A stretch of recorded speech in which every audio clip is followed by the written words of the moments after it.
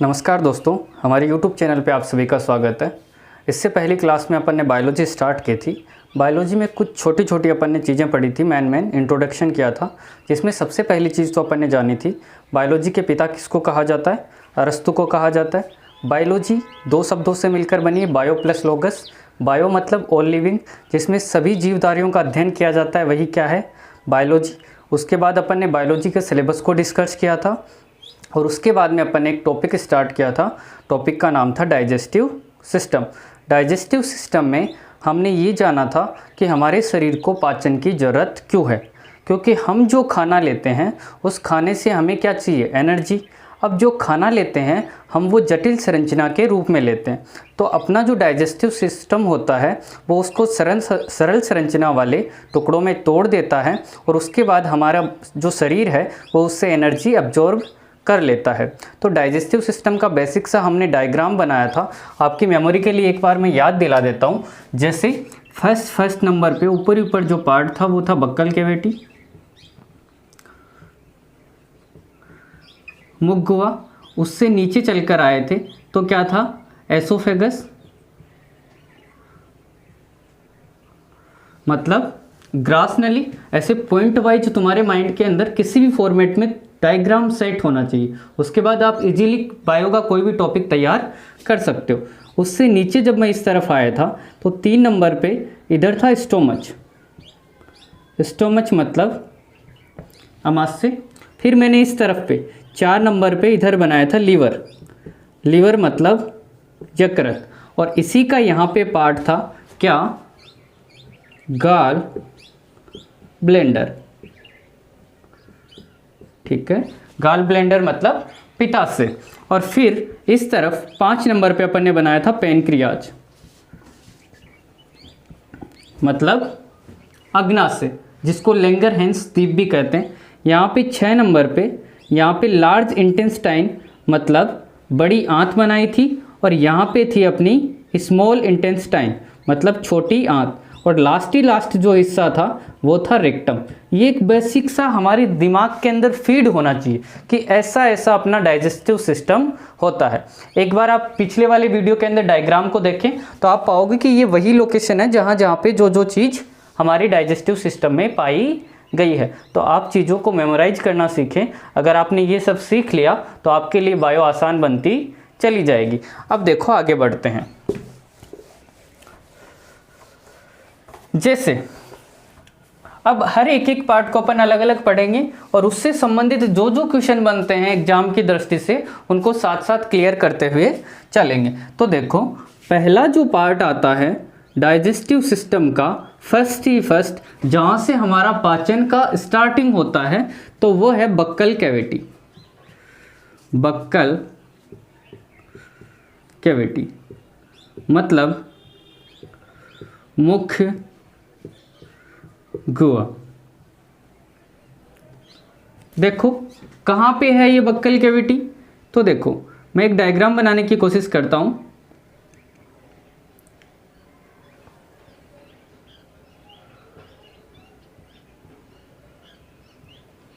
ये जो अपना जो हिस्सा है ना सारा फेस का, ये जो अपन जो हिस्सा देख पा रहे हैं ना यहाँ पे, ये वाले हिस्से को अपन कहते हैं बक्कल कैविटी।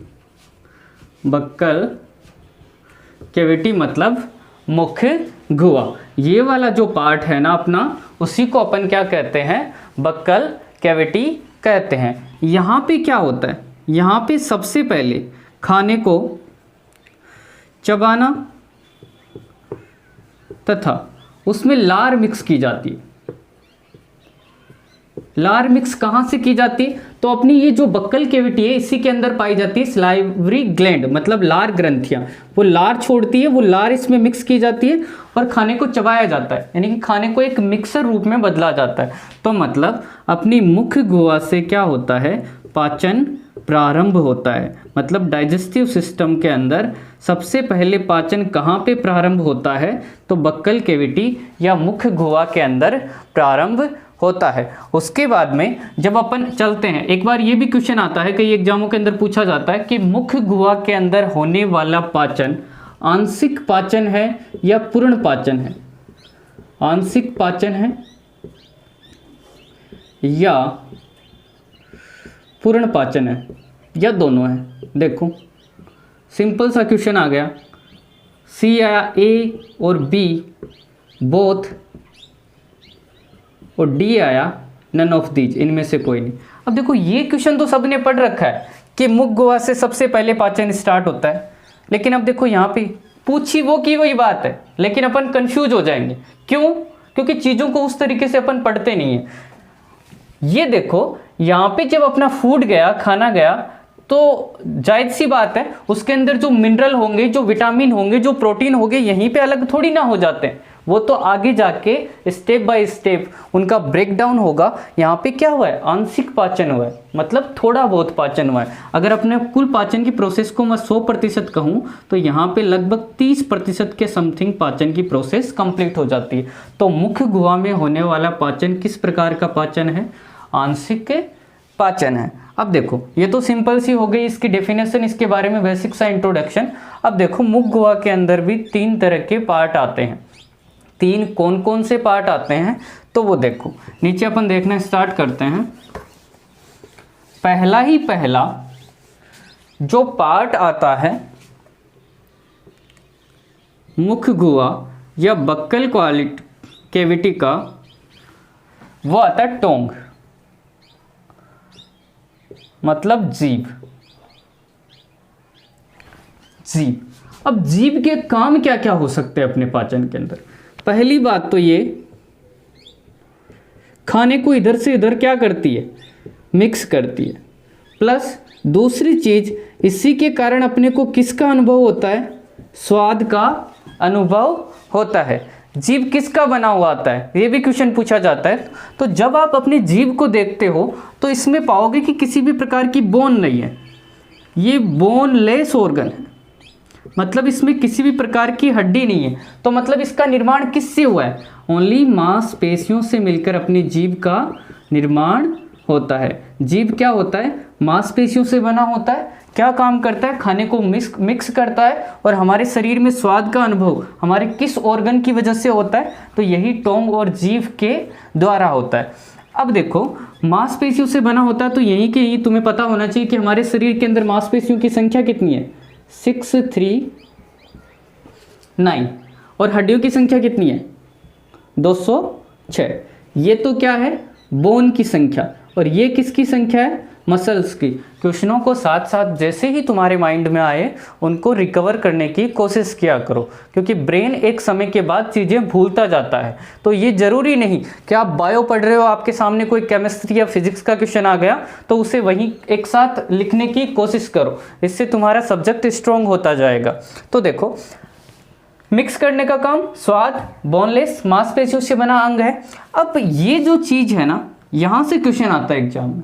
देखो स्वाद का अनुभव अपनी जीभ किस कारण कर पाती है? तो जीभ के ऊपर क्या पाई जाती है? स्वाद कणिकाएं पाई जाती है। स्वाद कणिकाएं, इंग्लिश में इनको बोलते हैं टेस्ट बर्ड्स। ठीक है, संख्या होती है लगभग 8000 से लेके 10,000। ठीक है, और जो फीमेल होती है, फीमेलों को आपको पता ही है कि स्वाद का ज़्यादा ही अनुभव होता है, उनको झट से पता लग जाता है। कोई भी किसी भी प्रकार की डिश उनके सामने ले जाओगे तो वो बता देगी कि इसमें क्या कमी है। क्यों बता देते हैं? क्योंकि फीमेल के अंदर मेल की अपेक्षा स्वाद कणिकाओं की संख्या अधिक होती है। ठीक है, जब अपन जीभ के ऊपर जैसे हाथ से ऐसे मूवमेंट करेंगे तो पता लगेगा इसके ऊपर छोटे छोटे रंध्र से बने हुए हैं, उन्हीं को ही क्या बोलते हैं अपन? स्वाद कणिकाएं बोलते हैं। अब देखो मैं आपको जीभ की संरचना दिखाता हूं।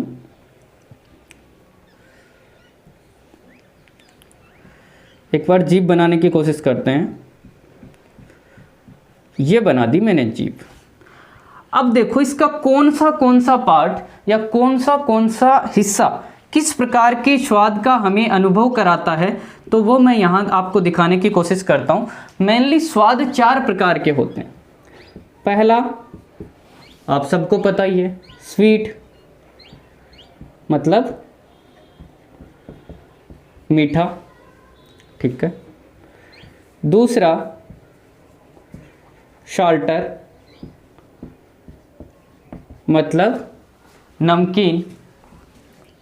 तीसरा शोर,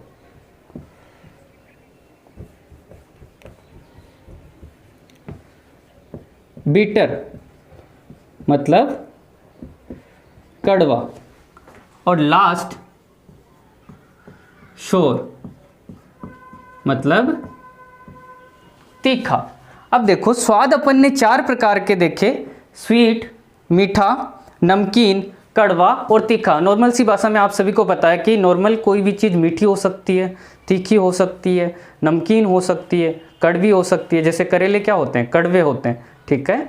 अब देखो अपने जीभ का कौन सा हिस्सा है जिससे आपको स्वीट, मीठापन महसूस होता है। तो जीभ का जो ये आपको आगे का हिस्सा दिख रहा है, देखो ये वाला जो पार्ट दिख रहा है आपको आगे वाला, इस हिस्से से स्वीट यानी कि मीठेपन का महसूस होता है। तो जीभ का कौन सा हिस्से से अपने को मीठेपन का महसूस होता है, तो आगे वाले हिस्से से। उसके जस्ट पीछे, इसके जस्ट पीछे ये वाला जो पार्ट दिख रहा है, इससे क्या होगा, नमकीन, ठीक है, मतलब साल्टर। और ये जो साइड का जो हिस्सा दिख रहा है आप लोगों को, साइड वाला, इससे अपने को पता लगता है शोर। मतलब शोर मतलब तीखा, ठीक है। और ये जो पीछे का जो पार्ट बच गया, इससे पता लगता है बीटर मतलब कड़वा। तो देखो जीभ के अपन ने अलग अलग हिस्से को डिवाइड कर लिया कि देखो पहली चीज तो जीभ काम क्या करती है, खाने को मिक्स करने का। जीभ से अपन स्वाद का अनुभव करते हैं। जीभ क्या है, मांसपेशियों से बना ऑर्गन है। जीभ के अंदर क्या पाई जाती है, टेस्ट बड या स्वाद कणिकाएं पाई जाती है। फीमेल में मेल की अपेक्षा स्वाद कणिकाओं की संख्या क्या होगी, अधिक होगी। ये जीभ की नॉर्मल सी अपन ने संरचना बनाई। आगे वाला हिस्सा किसका स्वाद देगा, मीठे का। उसके जस्ट पीछे नमकीन, साइड के अंदर तीखा, पीछे कड़वा। इस प्रकार से अपन ने जीभ के अलग अलग क्या देख लिए, स्वाद देख लिए। अब चलते हैं इससे आगे। तो ये अपना पहला ऑर्गन आ गया जो सबको समझ में आया। बक्कल कैविटी का पहला हिस्सा क्या आ गया, टोंग या जीभ। इससे आगे चलते हैं।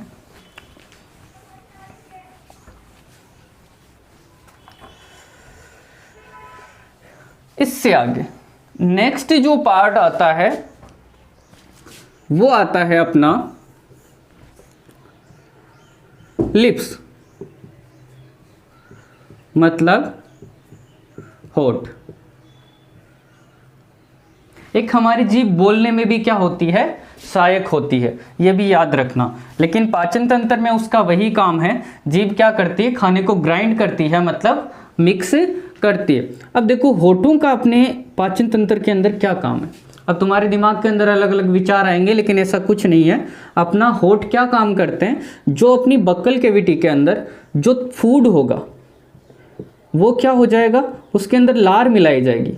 और लार मिलाने के बाद वो किस फॉर्म में चला जाएगा, लिक्विड फॉर्म में चला जाएगा। मतलब थोड़ा थोड़ा क्या हो जाएगा, तरल हो जाएगा, उसका एक पेस्ट बन जाएगा। अब उस पेस्ट को बाहर आने से रोकने का काम कौन करते हैं, यही लिप्स करते हैं। अगर अपने होठ नहीं होंगे तो वो तरल क्या होएगा, लिक्विड जो भी पेस्ट बन के तैयार होगा वो कहाँ आ जाएगा, बाहर की तरफ आ जाएगा। तो हमारे पाचन तंत्र में हर एक छोटी छोटी चीज़ का एक वर्क है। तो होठों का क्या काम है, हमारे मुंह के अंदर जो तरल भोजन होता है उसको बाहर आने से रोकने का काम कौन करते हैं, अपने होठ करते हैं। अगला अब आता है मोस्ट इंपॉर्टेंट, ठीक है, जिससे ज़्यादा क्वेश्चन बनते हैं और पूछे भी जाते हैं। देखो सी, टीथ मतलब दांत, ठीक है। अब देखो दांतों की सबसे पहली बात तो ये आती है कि दांत काम क्या करते हैं। दांत अपना जो फूड होता है उसको काटने, चबाने, चीरने, फाड़ने, कुछ भी मान लो, यानी कि फूड को तोड़ने का काम स्टार्टिंग में जाते ही कौन करेंगे, अपने दांत करेंगे। और ये दांत किससे बने होते हैं, तो इन दांतों का निर्माण होता है नॉर्मली कैल्शियम और फास्फोरस से मिलकर हमारे दांतों का निर्माण होता है। और दांत मेनली 4 प्रकार के होते हैं। 4 प्रकार के कौन कौन से होते हैं आपको पता होना चाहिए। ए नंबर पे आता है इंसाइजर, ठीक है, बी कैनाइन और C premolar, D molar. Incisor मतलब इनको हिंदी में अपन बोलते हैं कृंतक, ठीक है, और बी पे आए कैनाइन, इनको बोलते हैं रदनक, ठीक है। ये प्री मोलर, मोलर का मतलब होता है चौरणक, चबाने का काम होता है, और प्री मोलर मतलब अग्र चौरणक, अग्र चौरणक, और मोलर का मतलब चौरणक। तो ये 4 प्रकार के दांत नॉर्मली अपने माउथ या बक्कल कैविटी के अंदर पाए जाते हैं। कौन कौन से? इंसाइजर, कैनाइन, प्री मोलर और मोलर। जैसे सिंपल सा आपको मैं एक क्वेश्चन पूछता हूँ कि जो हाथी के बाहर की तरफ 2 दांत दिखाई देते हैं, एलिफेंट होता है ना, एलिफेंट के अंदर बाहर की तरफ जो दो दांत दिखते हैं वो कौन से होते हैं? अगर किसी को पता है तो कमेंट करें, फिर मैं लास्ट में जाके आपको बताऊंगा कि वो कौन से दांत होते हैं। तो ये हो गए नॉर्मली फूड को काटने, चबाने और चीरने का काम करते हैं, कैल्शियम फास्फोरस के बने होते हैं। दांत 4 प्रकार के होते हैं, चारों प्रकार आपको पता लग गए। अब चलते हैं डेंटल फॉर्मूले की बात करते हैं, प्लस दांत के अध्ययन को क्या कहते हैं, ये भी मोस्ट इंपॉर्टेंट क्वेश्चन, ठीक है। दांत के अध्ययन को क्या कहते हैं? तो ओडेंटोलॉजी कहते हैं, ओडेंटोलॉजी, ओडेंटोलॉजी,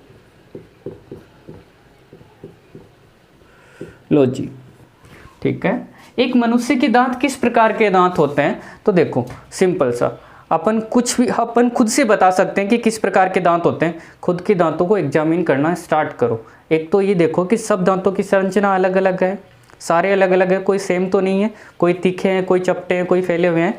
तो मतलब मनुष्य के जो दांत होते हैं, ह्यूमन के जो दांत होते हैं, वो किस प्रकार के दांत होते हैं? विषमदंती। कौन कौन से? विषमदंती, ठीक है, इंग्लिश में बोलते हैं हेट्रोडोनंट, ठीक है, विषमदंती। प्लस अगली बात देखो, अपने जो दांत आते हैं स्टार्टिंग में कितने होते हैं? 20 होते हैं, फिर आगे जाके और आते रहते हैं, गिरते रहते हैं, टूटते रहते हैं, ठीक है। तो इंसान के जो दांत होते हैं ना, वो किस प्रकार के दांत होते हैं? द्विबारदंती। किस प्रकार की? द्विबारदंती। और एक और प्रकार है क्या, हमारे जो दांत है ना वो मसूड़ों में अंदर धसे हुए हैं, इसलिए इनको गर्तदंती भी कहते हैं,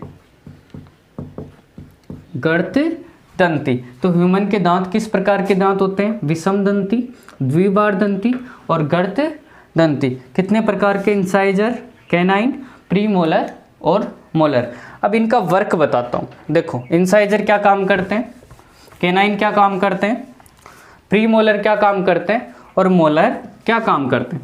इंसाइजर होते हैं ना, कृंतक से ही याद रखोगे, कै का मतलब काटना, मतलब खाने को काटने का काम स्टार्टिंग में कौन करते हैं? इंसाइजर करते हैं। और कैनाइन ये क्या काम करते हैं? चीरने का काम करते हैं, ठीक है। नॉर्मली आप लोग देखोगे एक क्वेश्चन आता है कि जो मांसाहारी लोग होते हैं, जो मांस का सेवन करते हैं, उनके कौन से दांत अधिक विकसित होते हैं?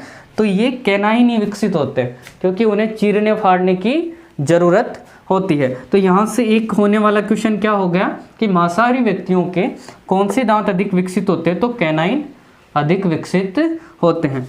अग्र चौरणक और चौरणक, इन दोनों का एक ही काम है, खाने को मिक्स करना, ग्राइंड करना, मतलब चबाना, मिक्स, उसको एक मिक्सचर की फॉर्म में बदल देना ही क्या है? अग्र चौरणक और चौरणक का काम है। अब इनमें से नुकीले कौन से होंगे? तो देखो कृंतक नॉर्मली क्या होते हैं? चपटे होते हैं, क्योंकि इनका काम क्या है? काटना है।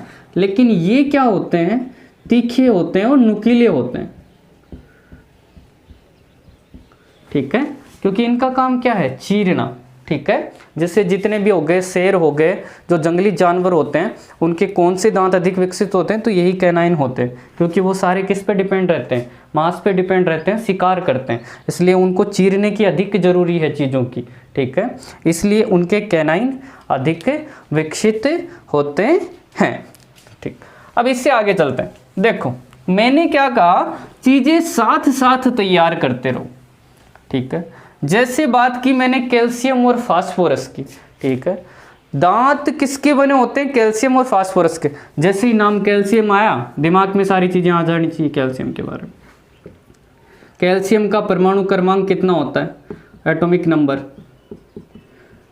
20 होता है। ठीक है, कैल्शियम हमारे शरीर की कौन सी एक्टिविटी को कंट्रोल करता है, न्यूरल एक्टिविटी।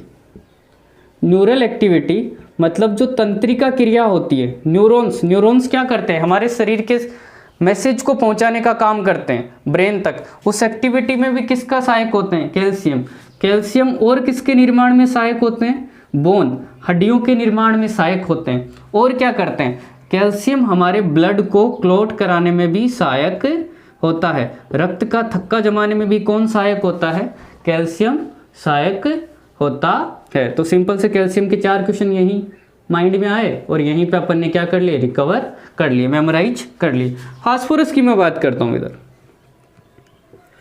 फास्फोरस का परमाणु क्रमांक कितना होता है, तो 15 होता है। ठीक है, और फास्फोरस का फॉर्मूला क्या होता है, P4। जैसे सल्फर का तुम्हें बताओ ना क्या होता है, S8, वैसे फास्फोरस का क्या होता है, P4 होता है। अब देखो फास्फोरस का एक अतिरिक्त नाम भी होता है, इसे कहा जाता है कुछ, क्या कहा जाता है, नॉर्मली आप लोगों ने देखा होगा, ये कोई एक व्यक्ति था, समझाने की कोशिश करता हूं तुम्हें, चीज़ों को इस हिसाब से मेमोराइज करोगे तो कभी भूलोगे नहीं। अब इसकी डेथ हो गई। अब आप सोचोगे ये क्या बोल रहे हो शुभ शुभ काम में, लेकिन कई बार समझने के लिए ये सब चीज़ें करनी पड़ती है। इसकी डेथ हो गई तो इसको क्या ले जाएंगे अपन, जहाँ भी जो भी जिस धर्म के जो भी अनुयायी हैं, तो अपन वहाँ पे इसका अंतिम संस्कार करेंगे। और इसकी जो राख बचेगी मरने के बाद, जलाने के बाद जो राख बचेगी, वो राख क्या होती है, जब आप रात को, ठीक है, देखते हो तो वहाँ पे क्या होता है, चमकते हुए कुछ दिखाई देते हैं। तो वो चमकता वहाँ पे क्या है, वो चमकने वाली चीज़ वहाँ पे क्या है, ठीक है, वो चमकने वाली चीज़ यही है फास्फोरस। हमारी हड्डियों के अंदर क्या था, कैल्शियम था, फास्फोरस था। फास्फोरस पूरी तरह नष्ट नहीं हुआ, जो अपनी ऐश बची है, जो अपनी राख बची है, उसके अंदर फास्फोरस ऑलरेडी वहाँ पे है। और उसके बाद क्या होगा, जैसे ही वहाँ पे क्या आएगी, हवा आएगी, एयर, और उस हवा के संपर्क में आने के कारण क्या करने लग जाएगा, ये जलने लग जाएगा। इसलिए जो फास्फोरस होता है उसको कैच फायर विथ एयर, यानी कि हवा के संपर्क में आकर आग पकड़ने वाला एलिमेंट भी कहा जाता है। इसलिए हवा के संपर्क में आएगा तो ये आग पकड़ेगा। तो फास्फोरस को रखेंगे किस में, तो जो फास्फोरस होता है उसको वाटर या जल में रखा जाता है। किस में रखा जाता है, जल में रखा जाता है। कैच विथ फायर कौन है, फास्फोरस है। फास्फोरस को किस में रखा जाता है, जल में रखा जाता है। अब देखो फास्फोरस होता भी 3 प्रकार का है, जल्दी से यहाँ देख लेते हैं। फास्फोरस के नॉर्मली 3 प्रकार होते हैं, कौन कौन से,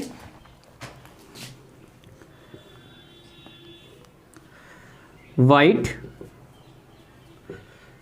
रेड और ब्लैक।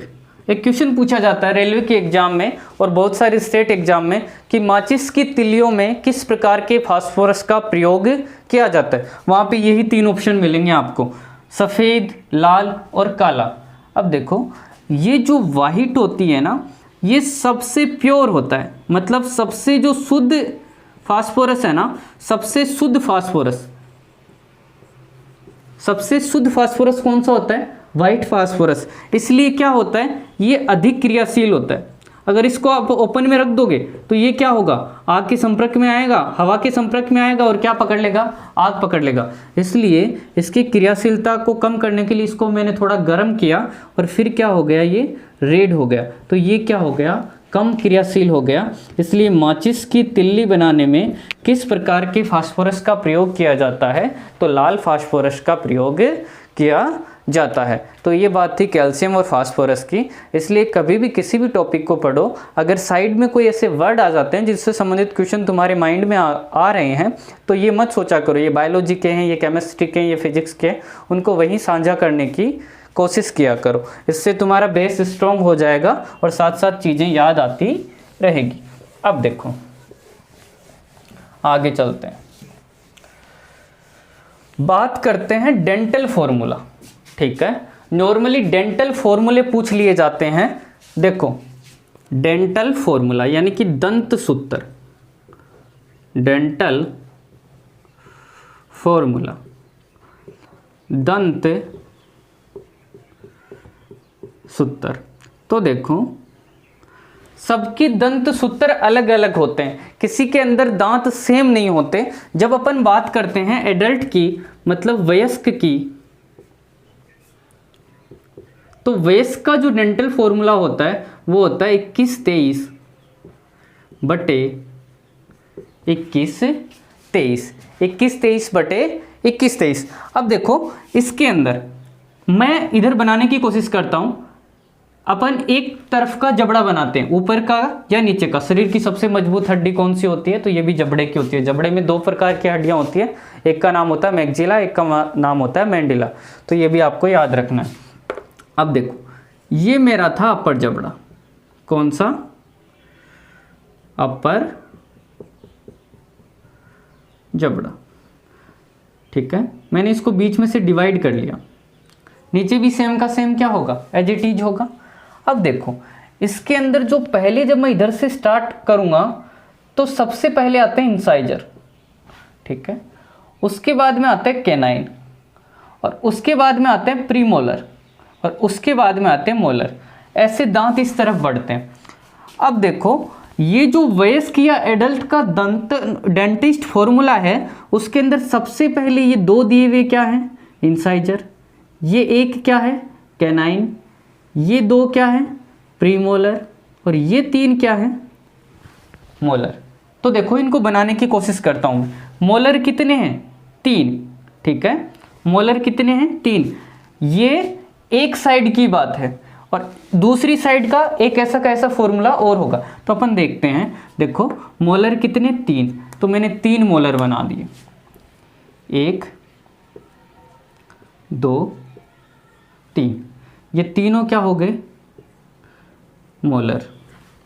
ठीक है, प्री मोलर कितने हैं? 2। तो यहां पे 2 बना दिए मैंने, प्री मोलर। ठीक है, कैनाइन कितना है? 1। तो ये 1 हो गया अपना कैनाइन। ये कितने? 3। ये प्रीमोलर कितने? 2। कैनाइन कितना? 1। और इंसाइजर कितने? 2। तो यहां पे 2 कौन से हो जाएंगे अपने? इंसाइजर हो जाएंगे। ये इंसाइजर हो गए 2। ठीक है, तो एक साइड में आप दांत काउंट करो, कितने हुए? 3 4 5 6 7 8। तो 8 इस तरफ और 8 इस तरफ, कितने? ऊपरी जबड़े के अंदर 16। और ऐसे ही 16 डायरेक्ट कहाँ पे होंगे? नीचे। तो एक वयस्क के अंदर दांतों की संख्या कितनी होती है? 32 होती है। वो कहाँ से निकल के आती है? इसी डेंटिस्ट फॉर्मूले के अकॉर्डिंग निकल के आती है। तो देखो अब अपन इससे कैसे निकालते हैं दांतों की संख्या? इसका टोटल करोगे 3 4 5 6 7 8। तो ये 8 और ये 8, क्योंकि ये एक साइड की बात करता है, तो इसके क्या होंगे? दुगुने। तो 8 दूनी 16, 8 दूनी 16, और टोटल दांत कितने हो गए? 16 + 16 32।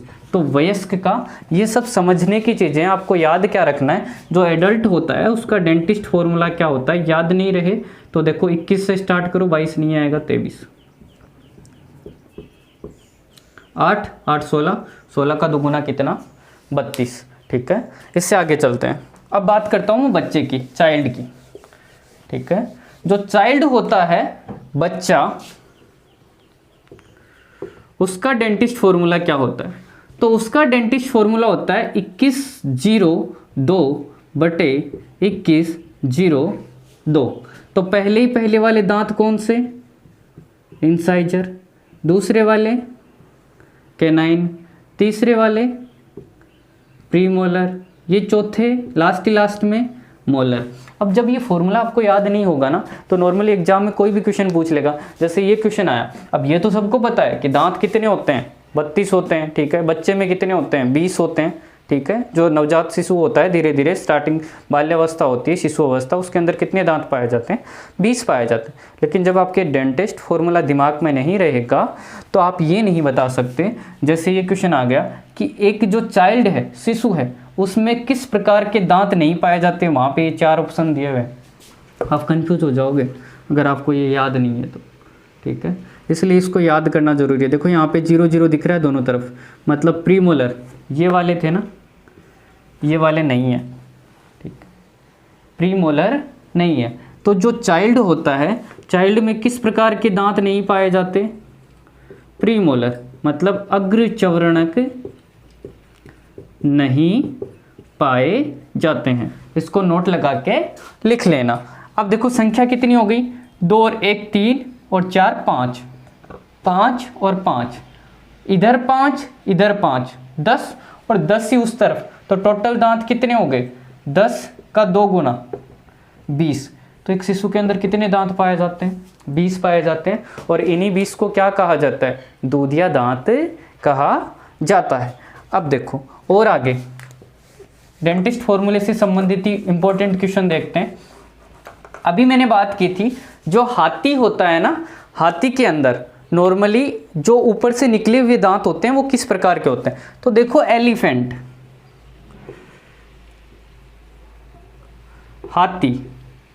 हाथी का जो डेंटिस्ट फॉर्मूला होता है वो होता है 1033 बटे, इधर से वापस लिखना स्टार्ट करो, 3300। ये क्या है, हाथी का डेंटिस्ट फॉर्मूला है। तो ये वाला कौन सा दांत, इंसाइजर। ये वाला कौन सा, कैनाइन। ये वाला कौन सा, प्रीमोलर। ये वाला कौन सा, मोलर, ठीक है। देखो अपन समझने की स्टार्ट करते हैं एक टेबल से। ये मैंने लिखा इंसाइजर, ये लिखा कैनाइन, ये लिखा प्रीमोलर और ये लिखा मोलर।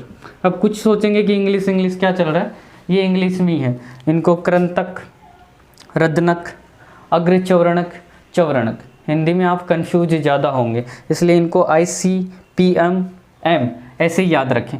अब देखो इंसाइजर कितने होंगे, ये मैंने बनाया अपर, ऊपर का जो जबड़ा है ना, और ये बनाया लोअर। ऊपर के जबड़े के अंदर एक, तो एक इस तरफ और एक इस तरफ, तो ऊपर के जबड़े के अंदर इंसाइजर कितने होंगे, 2 होंगे, ठीक है। नीचे के अंदर कितने होंगे, 0। अब बात करते हैं कैनाइन की। कैनाइन कितने होंगे, 0, मतलब ऊपर भी नहीं होंगे और नीचे भी नहीं होंगे।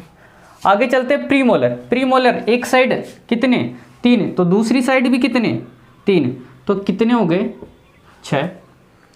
लोअर जबड़े के अंदर भी कितने, 3 और 3 के दुगुने 6। और मोलर कितने, वही 3 इस तरफ और 3 उस तरफ, तो कितने, 6। और ये नीचे की जबड़े के अंदर मोलर कितने, 3 इस तरफ 3 उस तरफ, कितने, 6। तो देखो हाथी के दांत कितने होते हैं, 6 और 2 12, 6 और 2 12 और 13 14, तो 14, 12 12 24 और 24 और 2 26। हाथी के अंदर दांतों की संख्या कितनी होती है, 26 होती है। अब देखो यहाँ पे आपको कौन से दांत नहीं दिख रहे। अगर सिंपल सा क्वेश्चन पूछा हाथी के अंदर किस प्रकार के दांत नहीं पाए जाते, तो कौन से नहीं पाए जाते, कैनाइन नहीं पाए जाते। हाथी के अंदर जो बाहरी दांत होते हैं, दिखने वाले दांत होते हैं, वो कौन से होते हैं, तो यहाँ पे देखो 2 कौन से हैं, वो कौन से हैं, इंसाइजर।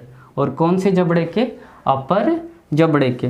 ये इंपॉर्टेंट क्वेश्चन है, हाथी के अंदर बाहर दिखने वाले दांत कौन से होते हैं, तो इंसाइजर होते हैं, मतलब कृंतक होते हैं, ठीक है।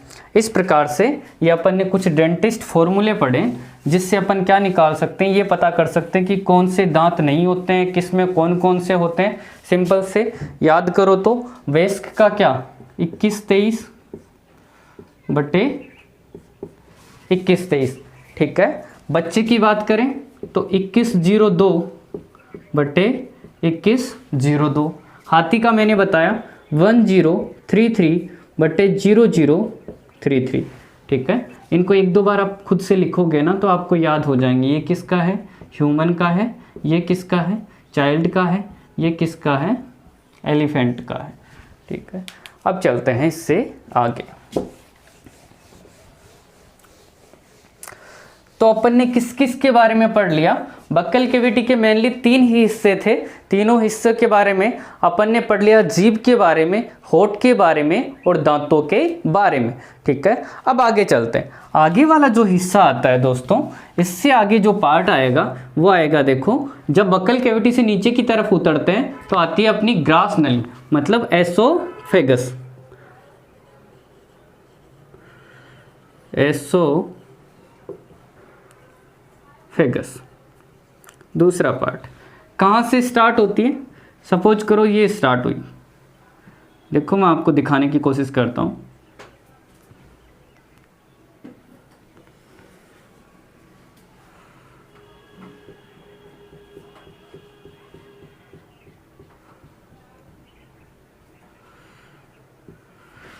ये जो हिस्सा है ना, आपको यहाँ से यहाँ तक के बीच में दिखाई दे रहा है, ये वाला जो अपना हिस्सा है इसी को बोलते हैं एसोफेगस।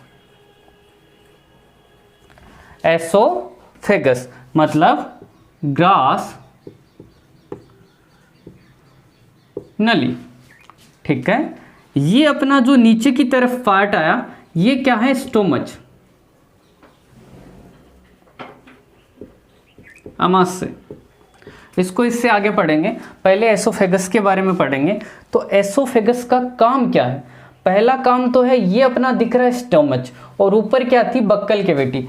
तो अब जो अपना एसोफेगस है, ग्रास नली है, वो बक्कल कैविटी मतलब जो मुख्य गुहा होती है, उस मुख्य गुहा को किससे कनेक्ट करती है? तो मुख्य गुहा को कनेक्ट करती है किसके साथ?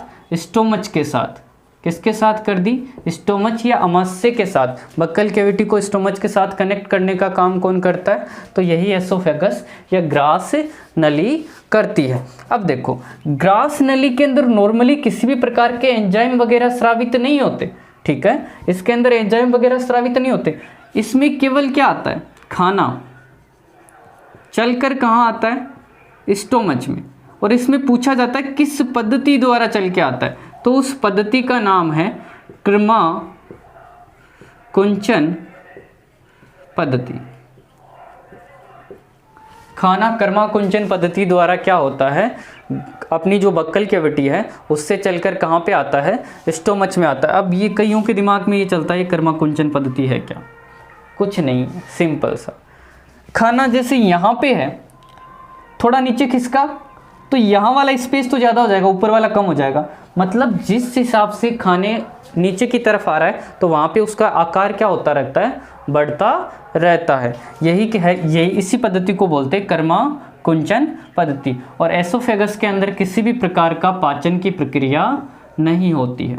ठीक है, हमारे पाचन तंत्र का ऐसा कौन सा अंग है जहाँ पे पाचन की कोई भी क्रिया नहीं होती है? तो यही एसोफेगस है। नीचे आता है अपना स्टोमच। स्टोमच में यहाँ पे एक और हिस्सा, इसका इसी एसोफेगस का एक हिस्सा होता है। देखो, पहला काम तो क्या किया? बक्कल कैविटी को किससे जोड़ती है? स्टोमच से जोड़ती है। यहाँ पे एक ढक्कन नुमा संरचना लगी होती है, ढक्कन नुमा संरचना। इसका नाम होता है एपीग्लोटिस। कई बार इसके बारे में पूछा जाता है कई बार इसके बारे में पूछा जाता है एपीग्लोटिस किसका पार्ट है? तो एसोफेगस का पार्ट है। अब ये काम क्या करता है? जब अपन सांस लेते हैं ना, सांस लेते समय ग्रास नली को बंद रखता है। यह एक नॉर्मली प्लेट नुमा संरचना होती है, प्लेट नुमा संरचना होती है। और ये क्या करेगी? जब अपन सांस लेते हैं, सांस लेते समय क्या कर देगी? ग्रास नली को बंद कर देगी। तो एसोफेगस के बारे में कौन कौन से पॉइंट? एसोफेगस क्या काम करती है? खाने को अपनी बक्कल कैविटी से कहाँ पर लेके आती है? स्टोमच तक लेके आती है। इसमें किसी भी प्रकार की क्या नहीं होती? पाचन की प्रक्रिया नहीं होती है। एपिग्लोटिस किसका पार्ट है? एसोफेगस का पार्ट है। ठीक है, एपिग्लोटिस किस प्रकार की संरचना है? प्लेट नुमा संरचना है, खाने को नीचे की तरफ लाई। तो आज की क्लास में अपन ने नॉर्मली क्या क्या जाना? जो अपनी बक्कल कैविटी है, बक्कल कैविटी के सारे हिस्से जाने, कौन कौन से हिस्से होते हैं, प्लस एसोफेगस के बारे में जाना। कुछ को ये लगता है कि ये जल्दी से कंप्लीट कर दिया जाए, लेकिन आप टुकड़ों में जब किसी भी टॉपिक को पढ़ोगे तो वो आपके लिए आसान रहेगा। तो मैं आशा करता हूँ आप सबको ये समझ में आ रहा होगा। अपने लॉकडाउन के पीरियड का सदुपयोग करें और इस समय में अपने जो भी कंपटीशन के सब्जेक्ट हैं, reasoning, science, bio, physics, chemistry, सबको बराबर टाइम देके और उनको स्ट्रॉन्ग बनाएं।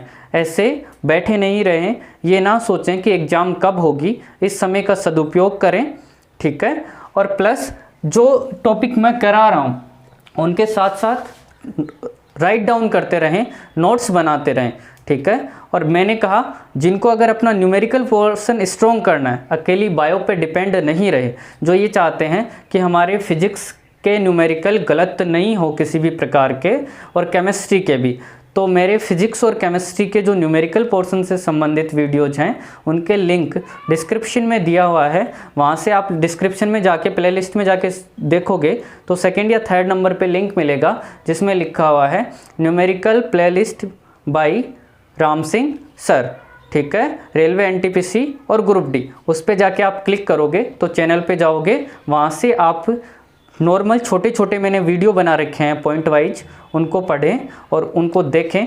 आपका न्यूमेरिकल पोर्शन भी बायो के साथ साथ स्ट्रॉन्ग होता जाएगा। आज के लिए इतना ही, धन्यवाद दोस्तों।